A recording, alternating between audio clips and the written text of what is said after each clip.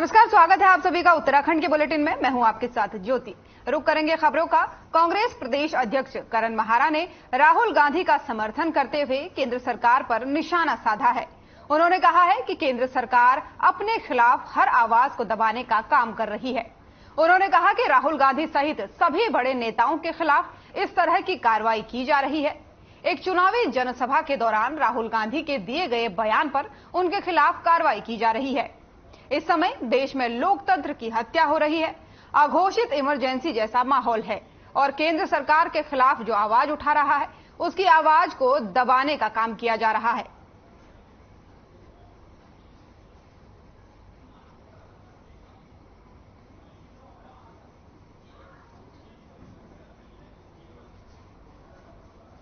Emergency का सा माहौल है। जो भी सरकार के खिलाफ बोलता है उसके खिलाफ सख्त कार्रवाइयां अलग अलग तरीके से हो रही है, उनको प्रताड़ित किया जा रहा है। एक चुनावी भाषण में जिसमें नीरज मोदी इत्यादि जो करोड़ों हजारों करोड़ रुपया लेके हिंदुस्तान का भाग गए हैं, उस टिप्पणी को लेकर राहुल गांधी के ऊपर कार्रवाई हुई है और सर्वाधिक सजा दी गई है, उनकी सदस्यता छीन ली गई है। ऐसा लगता है बीजेपी किसी भी बड़े नेता को जो बीजेपी के खिलाफ मुकर है काम नहीं करने देना चाहती। और उसमें चाहे वो पत्रकार हैं, बड़े बड़े पत्रकारों को नौकरियां जाते हुए लोगों ने देखा है, जजेस के ऊपर दबाव देते हुए लोगों ने देखा है। और अब राहुल गांधी समेत अनेकों राज्यों के बड़े नेताओं के खिलाफ ईडी सीबीआई की जांच या इनकम टैक्स की रेड, ये सब इस देश में समय चल रहा है और जनता जागरूक है, सब जानती है आने वाले 2024 के चुनाव में लोग इसका बदला लेंगे। उधमसिंह नगर की किच्छा कोतवाली पुलिस को बड़ी कामयाबी हाथ लगी है। किच्छा पुलिस ने रुद्रपुर एवं किच्छा से चुराई गई 2 मोटरसाइकिल सहित लूटे गए 2 मोबाइल बरामद कर लिए हैं। पुलिस ने पकड़े गए चारों आरोपियों के खिलाफ मुकदमा दर्ज करते हुए कार्रवाई शुरू कर दी है। किच्छा पुलिस की टीम ने घेराबंदी कर 2 बाइक पर 4 आरोपियों को काली मंदिर के पास पकड़ लिया। आरोपियों के कब्जे से चोरी की 2 बाइक और झपट्टा मारकर छीने गए मोबाइल फोन भी बरामद किए गए हैं।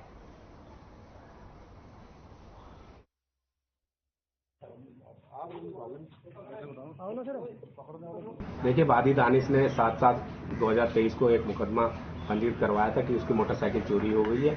इस सूचना पे मुकदमा पंजीकृत किया गया और इसके लिए एक टीम गठित की गई, जिसके द्वारा बताया गया और काफी पता राशि सुरक्षा की गई तो पता चला कि मोटरसाइकिल से काफी झपट्टा मार मोबाइल भी छीने गए हैं। और जब मोटरसाइकिल की वरिष्ठ उप निरीक्षक किच्छा के द्वारा टीम गठित की गई तो उसमें मोटरसाइकिल बरामद की गई, जिसमें ट्रक का नंबर लिखा गया था। उसने बताया कि ये मोटरसाइकिल मैंने यहाँ किच्छा से चोरी की गई है और सख्ती से पूछताछ की गई। 2 व्यक्तियों को गिरफ्तार किया गया, जिनसे एक मोटरसाइकिल बरामद की गई जो रुद्रपुर की चोरी से संबंधित है और एक झपट्टा मारी मोबाइल बरामद किया गया, जिनके कब्जे से 2 मोबाइल और 2 मोटरसाइकिल चोरी की बरामद हुई। विवेचना जारी है और सख्त कार्रवाई की जाएगी। और इस वक्त की बड़ी खबर सामने आ रही है विकासनगर से। पानी के तेज बहाव में यात्रियों से भरी बस फंस गई है। खिड़की और छत के जरिए बचाई गई लोगों की जान। देहरादून जा रही थी हिमाचल रोडवेज की बस। आपको बता दें, शिमला बाईपास मार्ग पर रामगढ़ कवजे पर हुआ है यह हादसा। विकासनगर तहसील क्षेत्र का पूरा मामला बताया जा रहा है, जहां यात्रियों से भरी बस तेज बहाव के पानी के बीच फंस गई। खिड़की और छत के जरिए सभी यात्रियों को सुरक्षित बचाया गया। आपको बता दें, देहरादून से हिमाचल जा रही थी ये बस। शिमला बाईपास मार्ग के नजदीक ये बस फंस गई, जहां खिड़की और छत के जरिए यात्रियों को बाहर निकाला गया।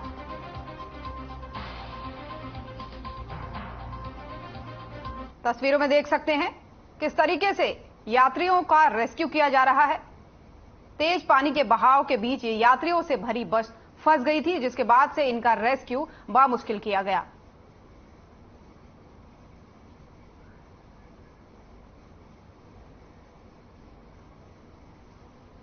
तेज बहाव के बीच ये यात्री अपनी जान बचाने के लिए कोशिश करते नजर आ रहे हैं। तस्वीरों में आप साफ देख सकते हैं कितना खौफनाक ये मंजर है। लगातार मूसलाधार बारिश के चलते ये पानी का तेज बहाव हो गया, जिस कारण से यात्रियों से भरी बस जो है वो तेज पानी के बहाव के बीच फंस गई। फिर बड़ी मुश्किल से सभी यात्रियों की जान जो है वो रेस्क्यू कर बचाई गई। तस्वीरों में साफ आप देख सकते हैं। इस वक्त की बड़ी और अहम जानकारी आपको बता रहे हैं। विकास नगर का यह मामला है, जहां पानी के तेज बहाव के बीच यात्रियों से भरी बस जो है वो फंस गई। लालकुआं विधानसभा क्षेत्र के अंतर्गत सरकारी आरक्षित वन भूमि की खरीद फरोख्त के मामले में वन विभाग ने सख्त कार्रवाई की है। इस दौरान 10 भूमाफियाओं के खिलाफ मुकदमा भी दर्ज कर लिया गया है। वहीं बगवाला क्षेत्र में लोगों का भौतिक सत्यापन शुरू कर दिया गया है, जिसमें वन विभाग की एक टीम काम कर रही है।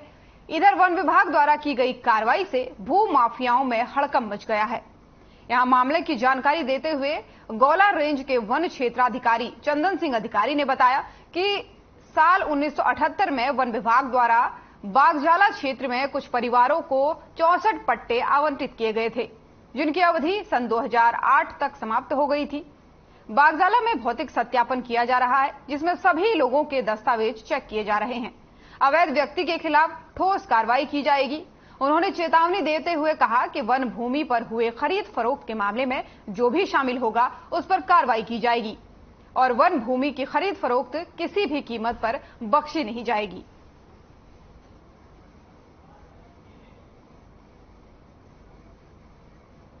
चौसठ परिवारों को पट्टे दिए गए थे 1978 में, और उनकी जो पट्टों की जो अवधि थी वो 2008 में समाप्त हो चुकी है। उसके बाद इनको रिन्यूअल करने के लिए नोटिस दिया गया, लेकिन वर्तमान में इन लोगों ने किसी ने भी रिन्यूअल नहीं किया गया है। और जो हमको सूचनाएं मिली कि पट्टे की ज़मीनों को अवैध तरीके से स्टाम्प पेपरों में बेचा जा रहा है, खरीदा जा रहा है, इसकी हमने तफ्तीश करी और जांच करी। जांच में जो सही तथ्य सामने आए उनके खिलाफ हमने मुकदमा कायम FIR भी दर्ज की और अपने फॉरेस्ट में भी वन अधिनियम के तहत मुकदमा कायम किया गया है। और आगे जो अन्य लोग हैं उनमें हमने एक टीम 7-8 आदमी की उसमें गठित कर रखी है।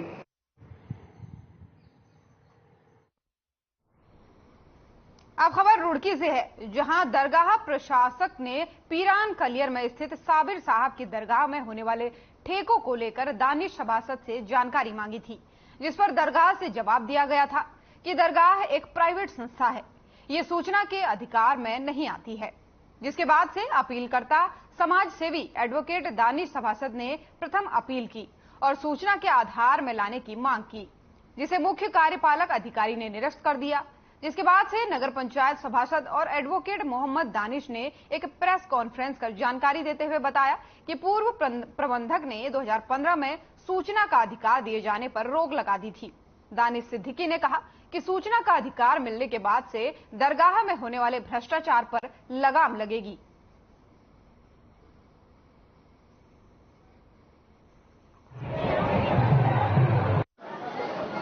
साथी सभासद है दानिश भाई एडवोकेट, उनके द्वारा दरगाह वक्फ बोर्ड से 3-4 दिन की सूचना मांगी गई थी और ये सूचना के अधिकार के संबंध में ही ये एक प्रेस कॉन्फ्रेंस और आपका सहयोग मांगा।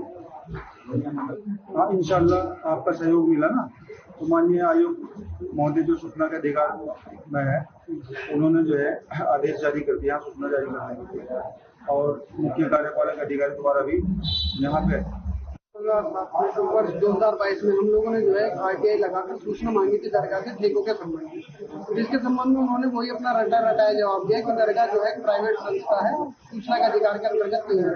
जिसके बाद उन्होंने प्रथम अपील की जो मुख्य कार्यपालक अधिकारी ने निरस्त कर दी। उसके बाद उन्होंने उसमें द्वितीय अपील की थी माननीय आयोग के साथ, और माननीय आयोग ने इसमें 25/5/2023 में आदेश करके मुख्य कार्यपालक अधिकारी को आदेश दिए थे कि आप जो है दरगाह प्रबंधक को पत्र लिखकर वो सूचना अपने पास मंगाए और फिलहाल को उपलब्ध कराए। जिसके क्रम में उन्होंने एक पत्र दरगाह प्रबंधक को लिखा भी था, पर दरगाह प्रबंधक ने सूचना देने से मना कर दिया। और फिर जब 30 से 23 में हमारी दोबारा सुनवाई तो हमने कहा कि हमारे पास सूचना नहीं पहुंची। माननीय सूचना आयोग का आभार, बहुत आभार कि उन्होंने इसको संज्ञान में लिया। ऑलरेडी 3 अपील इस तरह की निस्तारित हो चुकी थी, जिनमें अपील ये जो व्यक्ति था वो पहुंचा ही नहीं वहां पर, और एक्सपार्टी ऑर्डर हुए उसमें कि दरगाह सूचना के अधिकार में नहीं है, लेकिन सभी तीनों को ऑर्डर को खारिज करके एक नया ऑर्डर पारित किया। इसके लिए सूचना आयोग जो है वो बधाई के पास है। 2015 तक सूचना के अधिकार में आती थी। यहाँ पर एक प्रबंधक आए नफीस साहब, उन्होंने अचानक से एक दिन अधिनियम की एक धारा को स्वयं अपने आप पर परिभाषित करके यहाँ सूचना देने से इनकार कर दिया, और उसके बाद 3 लोग अपील में गए, जिनकी तीनों की अपील भी एक्स पार्टी खारिज हुई आयोग में।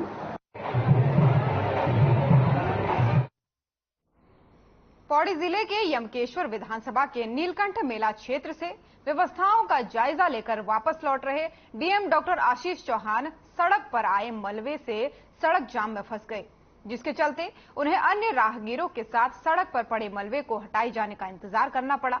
वहीं उन्होंने कहा कि संभावित लैंडस्लाइड जोन को देखते हुए एनएच विभाग द्वारा जेसीबी तैनात किए जा रहे हैं, जिसकी मदद से जल्द अवरुद्ध मार्ग को खुलवा दिया जाता है। उन्होंने साथ ही कहा कि शिरोबगड़ और लामबगड़ जैसे इलाकों जिनमें लैंडस्लाइड की ज्यादा संभावना रहती है, वहां पर जेसीबी मशीनों के साथ साथ पुलिस और प्रशासन द्वारा निगरानी की व्यवस्था रहती है।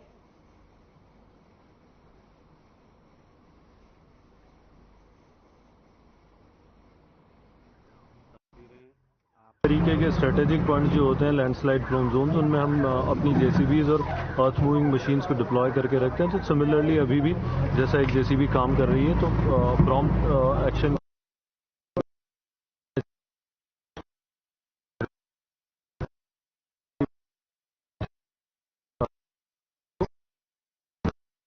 होते हैं, वहाँ हम मेनली अपने जेसीबी डिप्लॉय करते हैं और क्रॉनिक लैंडस्लाइड पॉइंट पे हमारे वॉचर्स और ट्रैफिक रेगुलेशन के लिए पुलिस रहती है, जैसे शिरोबगड़ या लामबगड़ जैसे जो एरिया है। तो इसी लाइन पे अभी जो कंडीशन है। उत्तराखंड वानिकी प्रशिक्षण अकादमी में वन विभाग के पश्चिमी वृत्त के 5 डिवीजन के अंतर्गत आने वाले वन कर्मियों को 1 दिवसीय सांप मगरमच्छ रेस्क्यू प्रशिक्षण दिया गया। इस मौके पर ट्रेनर ने सांपों की प्रजातियों और उन्हें पकड़ने की तकनीक बताने के साथ ही उनके सवालों के जवाब देकर जिज्ञासा शांत की। इस मौके पर सुशीला तिवारी अस्पताल के चिकित्सक डॉक्टर परमजीत सिंह ने भी सांप के काटने के बाद किस तरह का उपचार दिया जाता है और क्या उपाय करने चाहिए, इस संबंध पर विस्तार से जानकारी दी। और वहीं इस मौके पर पूर्वी वन विभाग के डीएफओ संदीप कुमार ने बताया कि विभाग के इन कर्मियों की ओर से पिछले साल में 2 साल यानी 2000 से ज्यादा सांप और 50 से ज्यादा मगरमच्छ रेस्क्यू किए गए।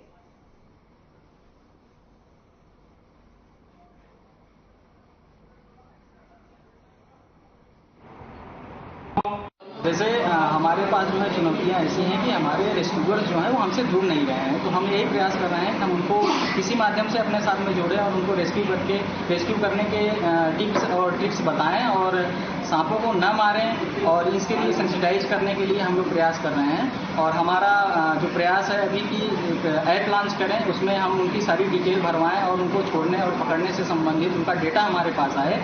तो इसके लिए हम सेंसिटाइज कर रहे हैं ग्रामीणों को भी और हमारे जो रेस्क्यूअर्स हैं उनको भी। ऐप का नाम कुछ बता सकते हैं? ऐप अभी स्नेक रेस्क्यू से रिलेटेड एक ऐप है, अभी लॉन्च करने वाले हैं। कितने महीने में आ जाएगी लगभग? जी लगभग टाइम तो नहीं, अब जैसे ही हम प्रयास कर रहे हैं कि इसके बाद इस वर्कशॉप के बाद हम जल्दी से जल्दी इसको लॉन्च करने का प्रयास करें। ये जो वेस्टर्न सर्किल है, जो तराई एरिया है, यहाँ पे मानसून से पहले जो आज की जो हमारी कार्यशाला है जो स्नेक रेस्क्यू पे और मगरमच्छ जो पाए जाते हैं यहाँ पे उनके रेस्क्यू से संबंधित है।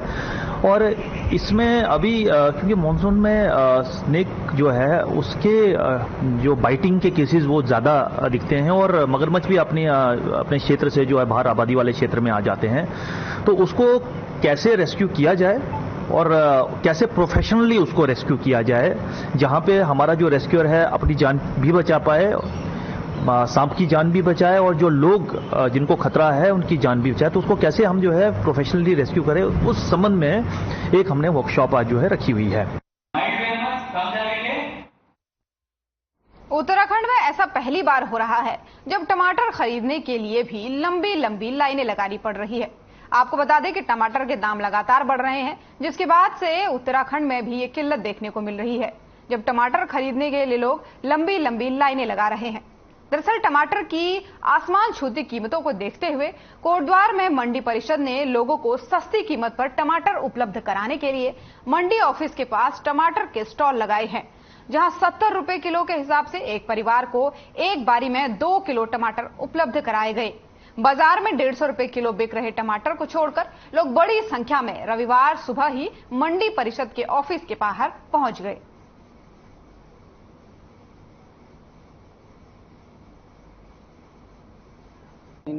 उधर देखो कितनी लंबी लाइन है टमाटर की। मार्केट में टमाटर है नहीं और ये टमाटर देखो आपका, देखो इसमें देखो निकल रहा है पानी। ये देखो, तो कोई बात नहीं। और इसका भाव 70 रुपये किलो दे रही हैं और कह रहे हैं अधिकतम 2 किलो मिलेगा एक आदमी को, और उसमें भी 10 रुपये खुले नहीं होने पर वो कह रहे हैं कि छोड़ो 150 रुपये ही दे दो, 10 रुपये एक्स्ट्रा ले रहे हैं। और टमाटर की स्थिति ये है, और ये कच्चा टमाटर है, और सोशल मीडिया पर इसको ऐसे फैलाया जा रहा था जैसे कि टमाटर फ्री में दिया जा रहा हो, न जाने क्या टमाटर। तो क्या कुछ है अभी यहाँ पे आप लाइन में लगे हुए थे? भाई साहब आपके सामने है टमाटर। मैं कलाल घाटी से यहाँ पे टमाटर लेने स्पेशली आया था। कल शाम को कहीं भी टमाटर नहीं मिला और 6 बजे के आसपास टमाटर खत्म हो गया था भाबर मालन पार। अभी मैं यहाँ पे अपने साथी के साथ में यहाँ पे आया हूँ, तो 150 रुपये में टमाटर लिए और ये आप देख रहे हैं काटने का कोई मौका नहीं है। जैसे वो बना के दे रहे हैं वैसे आपको लेके जाना है। और बहुत सारे इसमें कच्चे भी हैं जो कि गलाने पे भी नहीं गलेंगे। वो बड़ी बुरी स्थिति हो गई है अभी टमाटर के लिए।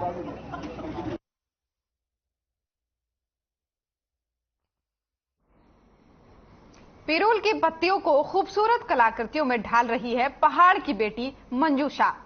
मशहूर पिरूल आर्टिस्ट मंजू शाह के मार्गदर्शन में किया जा रहा है अद्भुत कार्य। उनकी देखरेख में ही ग्रामीण महिलाएं गांव के पंचायत भवन में खाली समय में बैठकर पिरूल की राखियां, टोकरियां, गहने, झुमके जैसे अनेकों उत्पाद बना रही है। यहाँ की महिलाएं तो छोड़िए, छोटे छोटे बच्चों ने भी पिरूल से ऐसी कलाकृतियां बनाना सीख लिया है कि आप देखकर विश्वास नहीं कर पाएंगे। मंजू शाह ने बताया है कि बड़ेत गांव की महिलाएं ग्राम प्रधान रेखा बिष्ट के नेतृत्व में जबरदस्त काम कर रही है। उनकी पिरूल से कुछ नया करने की जिद है। मात्र 2 दिन में वो पिरूल से बुनाई कर खूबसूरत कलाकृतियां बनाने लगी हैं।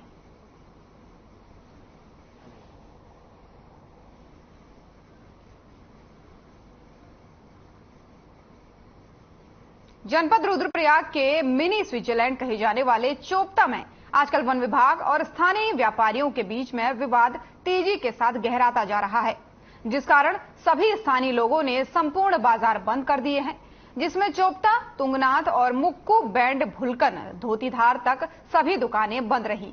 वहीं घोड़े और गाड़ियों के पहिए भी बंद रहे, जिसके बाद से यात्रियों को भारी कठिनाइयों का सामना करना पड़ा। मामले की गंभीरता को देखते हुए ऊखीमठ एसडीएम जितेंद्र व वन विभाग क्षेत्राधिकारी पंकज ध्यानी ने मौके पर पहुंचकर मामले को सुलझाया। वहीं व्यापार संघ अध्यक्ष भूपेंद्र मैठाणी ने कहा, हमारी 4 प्रमुख मांगों को लेकर आज शांतिपूर्ण धरना प्रदर्शन है, जिसमें वन विभाग लंबे समय से अवैध वसूली और लोगों को बेवजह परेशान कर रहे हैं, जो कि हमारे हकदारों के अधिकारों का हनन है।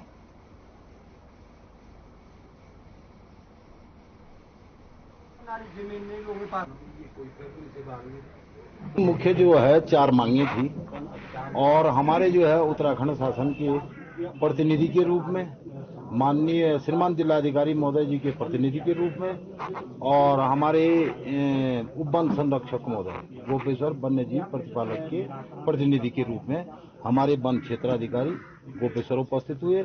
हमारे जो है उत्तराखंड शासन ऑब्लिक जिलाधिकारी के जी के महोदय के प्रतिनिधि के रूप में हमारे जो है श्रीमान उप जिलाधिकारी हमारे बीच प्रस्तुत हुए। हमारा इसमें जो 4 मांगे थी वो मांगों का डेपुटेशन हम पहले ही जो है श्रीमान जिलाधिकारी महोदय, उप जिलाधिकारी महोदय को दे चुके थे, जिसपे हमारा सीधा ये था कि हमारी 4 मांगों को जो है शासन स्तर पे सुना जाए और शासन स्तर पे जो प्रतिनिधि यहाँ पे आए उनके पास हमारे जो है पहले से प्रस्ताव जा रखे थे।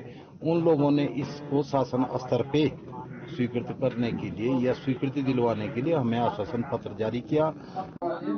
क्षेत्रीय लोगों का जो वन्यजीव प्रभाग में जो है न्यायालय में प्रक्रियाएं चल रही है, विधि के द्वारा ही भारत सरकार के द्वारा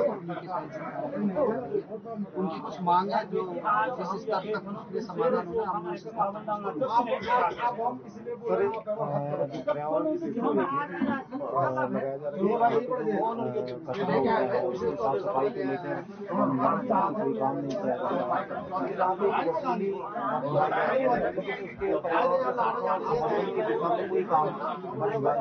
देखिए जो वसूली शब्द है उसका थोड़ा सा सही प्रयोग करेगा, इसीलिए बोलने से बाजार में जाने के लिए भारत सरकार 150 का जो परमिशन वो लिया जाता है और उसके तहत जो है वही जो सुविधा सीधे राजस्व में जमा करता है।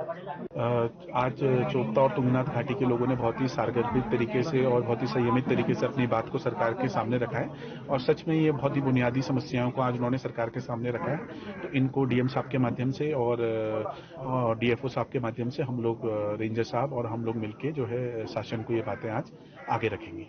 सर जो शौचालय है जो बेसिक सुविधाएं हमने ऑलरेडी प्रयास करे हुए हैं, उसको लेके एक छोटा सा विरोध था कि कुछ शौचालय नहीं लग पा रहे थे। आज की बैठक में उस पर निर्णय हो गया और शीघ्र ही उसको 1-2 दिन में उनको लगा दिया जाएगा।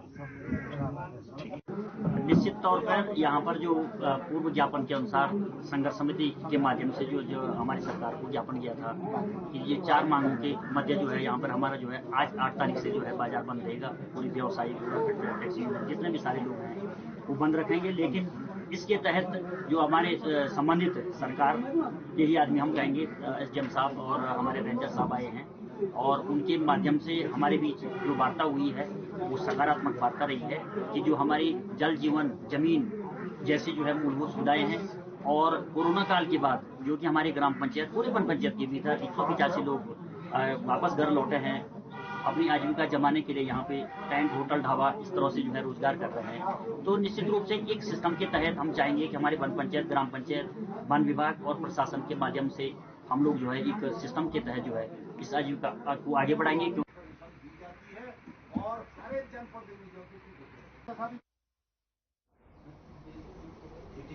और उत्तराखंड की खबरों में फिलहाल इतना ही। नमस्कार।